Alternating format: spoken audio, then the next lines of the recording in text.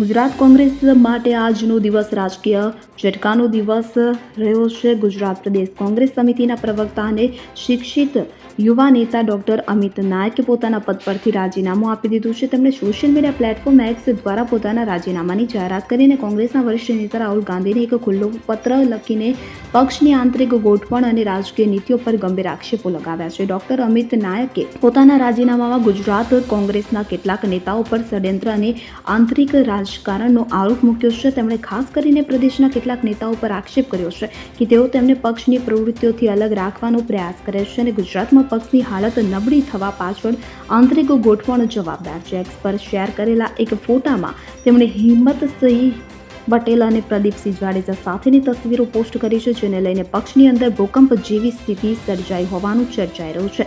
નાયકે પોતાના પત્રમાં રાહુલ ગાંધીને સંબોધીને જણાવ્યું કે ગુજરાતમાં કોંગ્રેસનું સંગઠન લાગતા વળગતા નેતાઓના હાથમાં છે, જે પક્ષના હિતને બદલે પોતાના વ્યક્તિગત લાભ માટે કામ કરે છે. તેમણે વધુમાં ઉમેર્યું કે આવા નેતાઓના કારણે પક્ષના યુવા અને સમર્પિત કાર્યકર્તાઓનું મનોબળ તૂટી રહ્યું છે અને ગુજરાતમાં કોંગ્રેસ દાયકાઓથી સત્તાઓથી દૂર છે.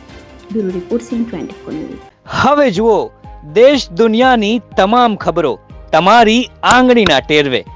ઉઠાવો મોબાઈલ અને Google Play Store પરથી ડાઉનલોડ કરો અમારી CN24 ન્યૂઝ મોબાઈલ એપ.